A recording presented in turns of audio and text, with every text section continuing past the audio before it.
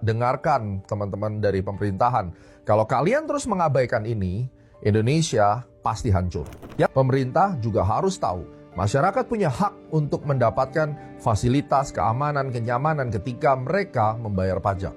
Dan pada akhirnya kekacauan ini menyebabkan masyarakat itu tidak menjalankan kewajibannya untuk memiliki suara dan berjuang memilih pemimpin. Karena bagi mereka, sama sajalah siapapun presidennya. Akhirnya mereka apatis terhadap demokrasi dan perubahan. Golputnya tinggi, tapi pada akhirnya mereka cuma bisa mengeluh. Ini yang terjadi dan jika diteruskan, hasilnya akan menuju kehancuran. Bagaimana dengan kewajiban pemerintah yang tidak dilaksanakan? Ini adalah poin nomor 3. Dengarkan teman-teman dari pemerintahan. Kalau kalian terus mengabaikan ini, Indonesia pasti hancur. Yang terjadi saat ini, korupsi itu sudah masuk di segala lini pemerintahan. Dan tidak hanya korupsi, kolusi dan nepotisme ini sudah parah sekali. Sistem pendidikan yang makin rusak akibat bisnis dan politik. Kesenjangan ekonomi makin lebar antara middle up society dan middle low society, gapnya makin besar. Jika ini terus terjadi, kemungkinan besar akan ada chaos yang tidak bisa dicegah lagi di Indonesia. Banyak regulasi yang sangat mempersulit rakyat dan UMKM berkembang. Terjadi multitafsir regulasi, terjadi blunder antar kementerian. Ini mempersulit para investor untuk invest. Akhirnya gimana? Kabur ke Vietnam. Dan per detik ini saat video ini dibuat, Vietnam GDP-nya lebih besar daripada Indonesia. Semoga kalian sadar, teman-teman semua yang ada di kementerian, yang ada di DPR, yang ada di ring satu presiden, bahwa mau pakai cara apapun, data tidak bisa bohong. Vietnam sudah lebih tinggi daripada Indonesia dan orang lebih cenderung invest di negara-negara seperti Vietnam, Kamboja, dan seterusnya daripada invest di Indonesia karena terjadinya simpang siur hukum yang akhirnya merugikan mereka. Nggak ada kepastian hukum, keadilannya tidak karu-karuan, human resource-nya makin parah karena pendidikan tadi. Siapa yang mau taruh uangnya di Indonesia? Yang jadi masalah sekarang, ini poin nomor 4. Kamu Gen Z, sebagian dari kamu memang lemah. Kamu punya mentalitas instan, gengsimu terlalu tinggi. Tidak ada motivasi untuk meningkatkan skill atau belajar hal baru. Nggak ada hubungannya kamu belajar baru dengan pemerintah yang jelek. Pemerintah mau jelek mah biarin aja, yang penting kamu terus meningkatkan skill kamu. At the end of the day, pemerintah nggak akan nolongin kita, bro and sis. Kita mau jatuh-jatuh aja, dimanapun. Di Amerika, saya tinggal di Amerika, ada di Los Angeles dan di Orlando. Banyak banget homeless di sana. Kalian belum lihat aja betapa sulitnya negara-negara besar seperti Amerika, London. Kamu juga lihat negara tetangga di Singapura, di Jepang, betapa sulitnya mereka untuk bekerja. Bahkan di Singapura, pemerintah Lee Kuan Yew pada saat itu mengizinkan orang-orang yang sudah pensiun bersih-bersih toilet-toilet di mall maupun di airport.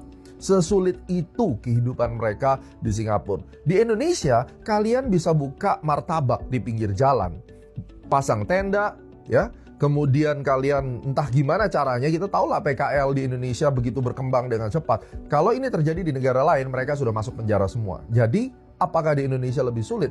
Tapi pada dasarnya, sekali lagi, gak ada hubungannya antara pemerintah peduli sama kamu. Prinsipnya, kamu kalau mau survive harus hidup dari usahamu sendiri. Pemerintah gak perlu ikut campur. Karena it's your life, it's my life, it's not the government life. Nah, yang paling parah adalah ketika Gen Z gagal, instead of menyalahkan diri sendiri dan introspeksi, mereka menyalahkan lingkungan dan orang lain. Ini menjadi hal yang fatal untuk generasi Z yang saat ini ada. Lalu sebenarnya pemerintah tuh bingung mungkin apa yang diinginkan oleh generasi Z ini. Mari kita breakdown bersama-sama. Ini fair basis ya guys, jadi saya juga mengerti apa yang menjadi masalah dari Gen Z.